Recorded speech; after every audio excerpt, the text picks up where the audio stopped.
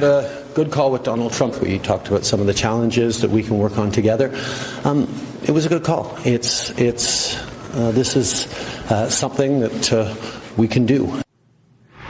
Canada's Prime Minister Justin Trudeau claiming he had a good call with President-elect Donald Trump after he announced tariffs to stop fentanyl as well as illegal border crossings. And the Canadians also warned that oil through pipelines comes from Canada into the U.S., which could be subject to any tariff imposed. So let's bring in the Power of the Future founder and CEO Daniel Turner.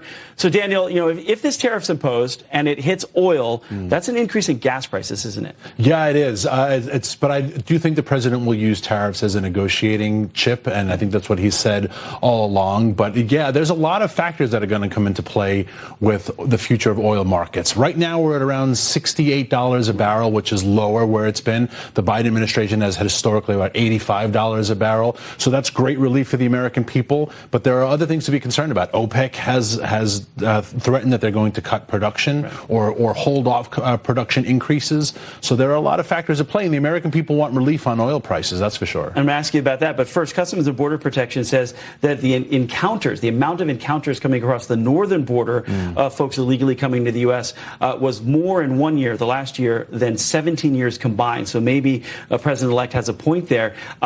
Is this the way to do it, though, out of the gate, talking about tariffs that could impact oil? I think President Trump is going to use every solution possible to control the border, whether it's the northern border, the southern border. I think he's put manufacturing on the table. He's put now fossil fuels on the table. I think protecting the American people is his top priority, and I can understand what he's doing. You talked about OPEC Plus. They're discussing whether they should pause now an output increase that they were looking at. Do you think that OPEC Plus is looking at President-elect Donald Trump and saying, well, we might not be able to set the global price anymore? Oh, 100%. And they're not pretty happy, and they want to see prices go up. I would anticipate that they are going to continue to cut production because they want to see oil back to $90, $95 a barrel. And President Trump is going to start increasing permitting, which means there's going to be more access to land, which means there will be more drilling in the future. That will bring down prices. So we're going to see a war with OPEC, no doubt. Do you think the prices come down quickly once he takes office? Gradually. I don't think quickly. There may be a little market hit right away.